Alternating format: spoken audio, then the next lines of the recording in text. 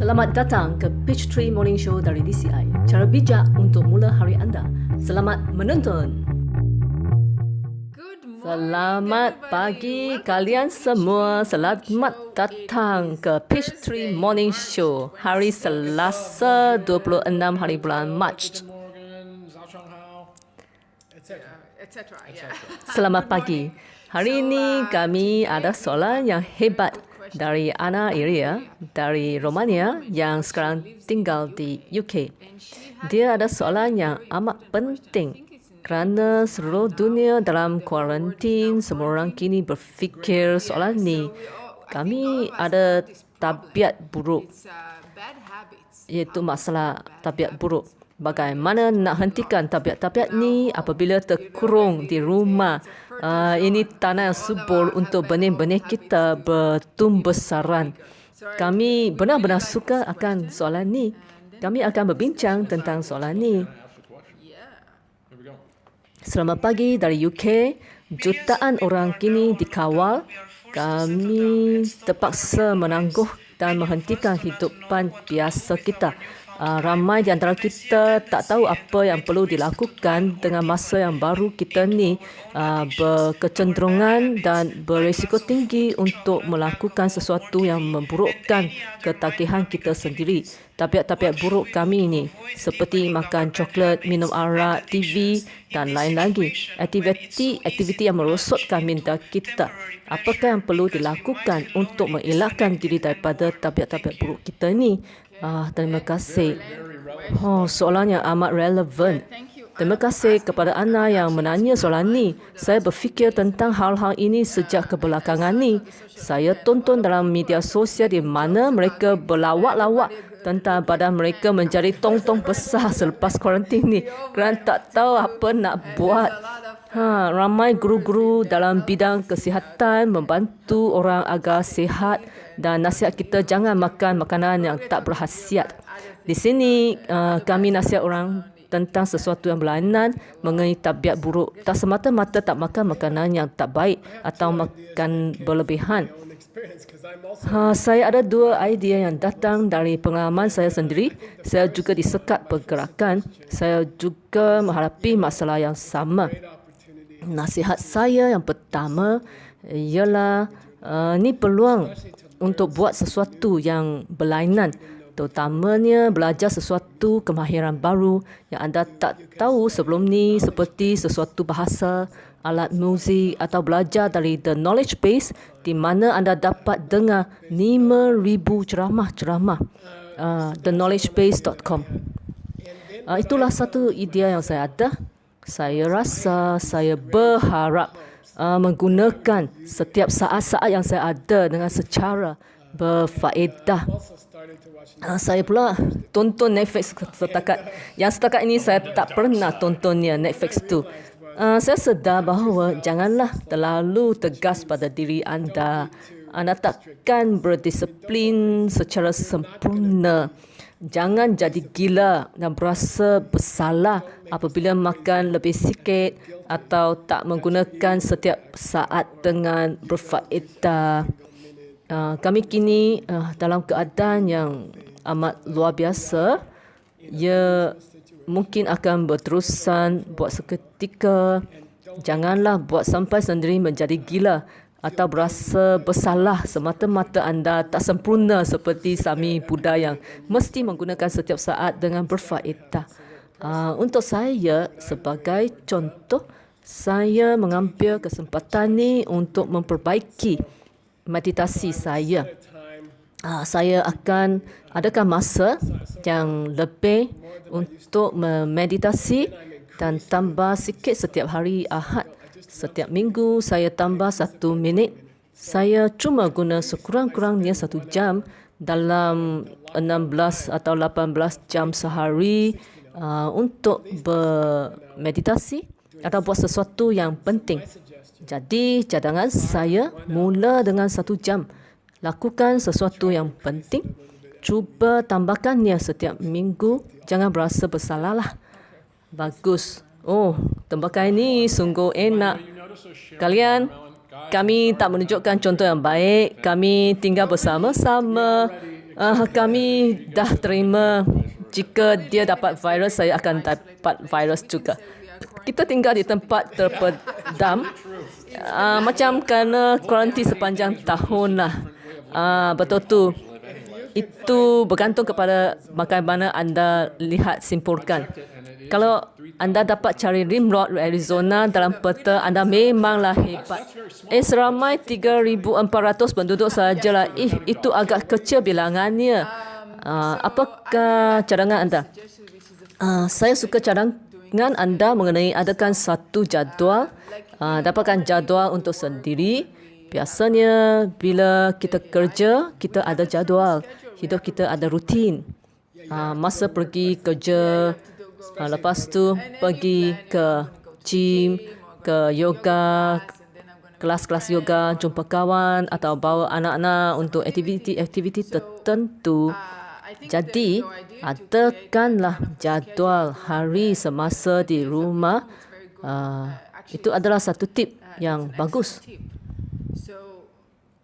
Saya mau tambah, jangan buat melampau ya. Ya betul, tak melampau.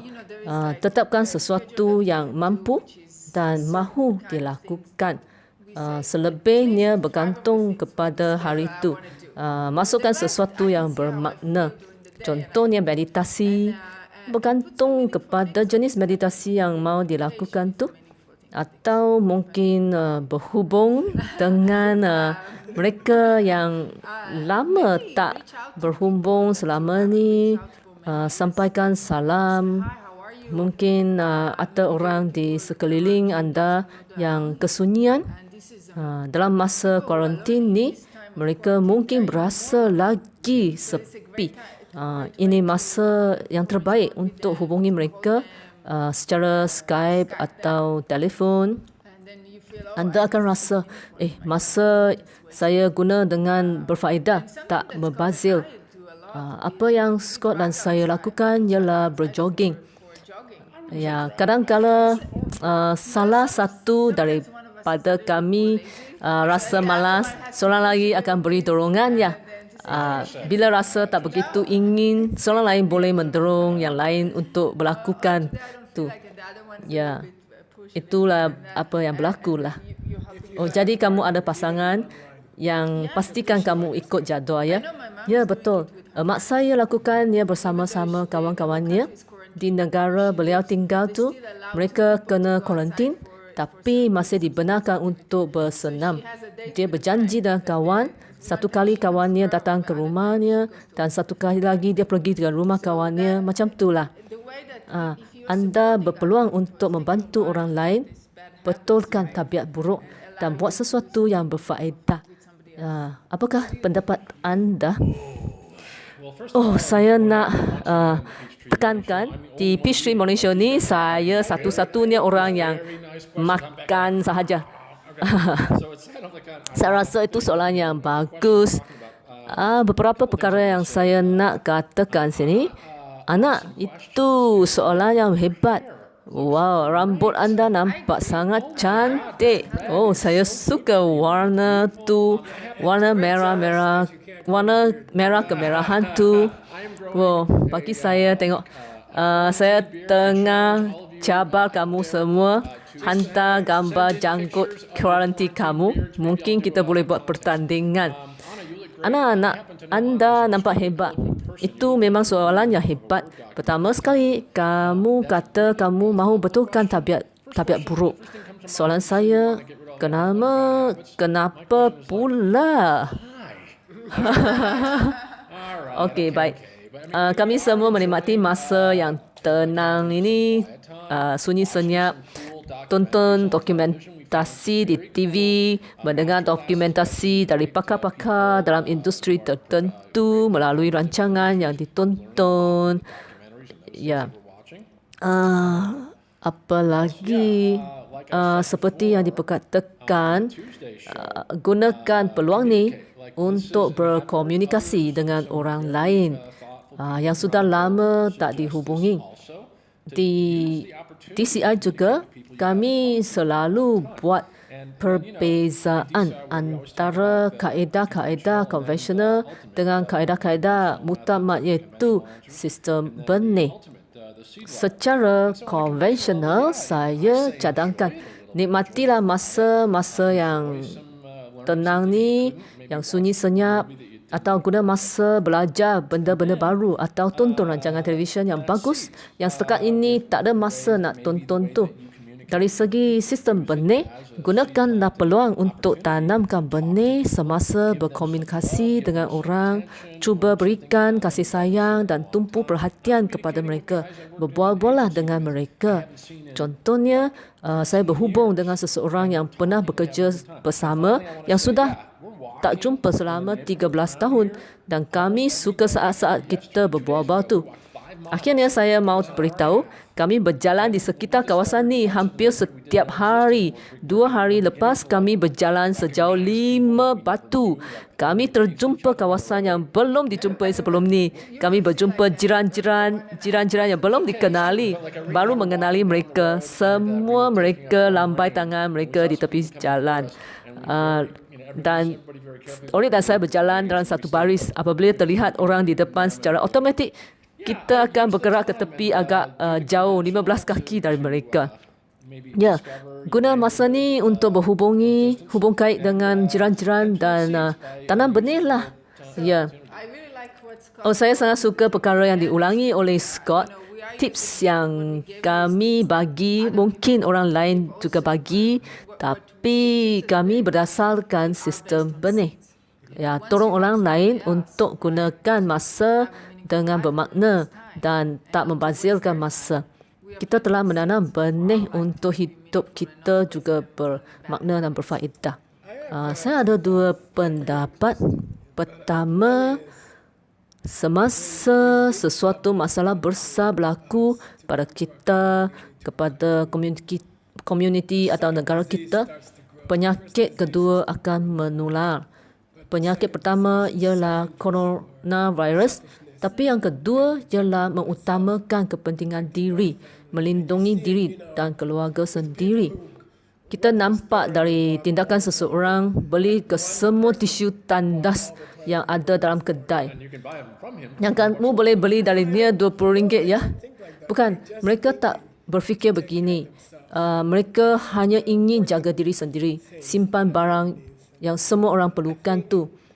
Kalau anda tanya bagaimana saya boleh mengisi masa lapang semasa tempoh kuarantin ni, saya rasa anda boleh ambil kesempatan ni untuk lakukan sesuatu yang bertentangan dengan hanya setakat jaga diri sendiri sahaja.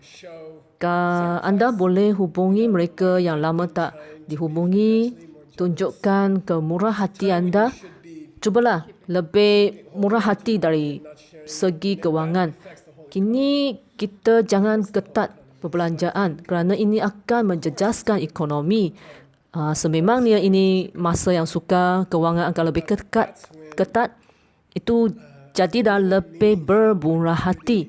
Jadikan tempoh kuarantin ini lebih bermakna dengan menjadi lebih murah hati. Berkongsi tisu tandas, berkongsi simpanan anda kepada orang yang tiada. Anda akan rasa anda telah berlaku sesuatu yang amat berfaedah, bermakna. Kami tonton sesuatu cerita yang hebat dalam berita Arizona tentang orang yang menderma perubatan mereka. Ya.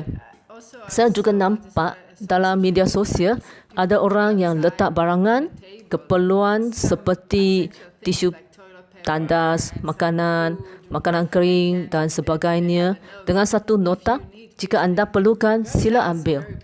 Wow, itu amat cantik.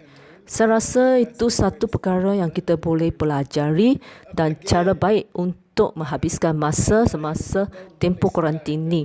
Sekali lagi, jangan berharap kita orang baik yang akan menghabiskan 18 jam untuk berkhidmat kepada orang ramai. Melainkan anda seorang doktor, jururawat atau polis lah.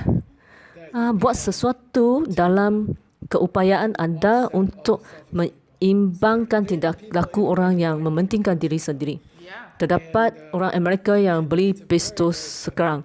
Ini perkara yang sakit hati ya. Jika kita kita perlu tunjukkan kebaikan. Kita perlu berkongsi wang, tisu, tandas, masa. Anda akan berasa sangat gembira jika dapat berbuat demikian. Gunalah masa ni untuk menguji sikap kepentingan diri sendiri. Anda mungkin berasa saya nak benda ni, mungkin tak dapat benda ni nanti. Jagailah orang lain. Jangan pentingkan diri sendiri. Anda akan dapat lebih banyak lagi nanti. Berbaktilah. Ya. Yang penting ialah berbakti untuk mencegah tabiat buruk kita seperti makan terlebih banyak makanan dan sesuatu tabiat-tabiat yang buruk. Jangan lupa soalan Ana ialah bagaimana mencegah tabiat buruk atau lakukan sesuatu yang digolongkan sebagai tabiat buruk tu. Tolong orang lain mencegah tabiat buruk. Contohnya, berbual-bual dengan mereka dan tanya mereka bagaimana mereka mencegah tabiat buruk dan menanam benih pada masa yang sama. Jika anda berniat menolong seseorang mencegah tabiat buruk, macam sekotak coklat, itu susah juga ya. Saya kata, perlahan-lahanlah terhadap diri sendiri. Kita bukan orang yang perfect. Kami mungkin tonton terlalu banyak Netflix, makan terlalu banyak. Kita nak menjaga diri kita dulu. Jangan menjadi gila atau berasa bersalah atas setiap kelakuan anda. Buatlah apa yang anda boleh. Cuba tengok kepentingan diri dan menanangi dia. Pergi bercuti 1-2 hari, tambah sikit berat badan. Jadi tambah satu bahagian dalam jadual anda. Jadikan rutin baru dalam jadual semasa dalam kuarantin. Satu perkara yang anda boleh buat untuk tolong seseorang. 1 sehari. Ya, cara konvensional mula bersenam agar jantung berdenyut lebih sikit kerana baik untuk anda. Dia akan menggerakkan prana. Tonton wayang Netflix yang menyebabkan denyutan jantung menambah cepatlah. Orang suka makan, jadi kami suka keluar. Kadang-kadang saya perlu didorong, tapi orang sentiasa lakukannya. Keluar bertemu dengan orang lain dan jiran-jiran. Ya, saya rasa kita ada soalan untuk esok hari Jumaat. Anda akan berjumpa dengan Stanley dan Alison besok. Padahalnya minggu depan kami ada tetamu istimewa Seiji Errol Takahashi dan Nur Ibrahim.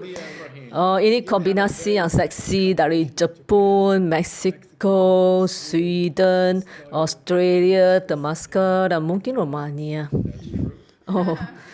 Coolnya.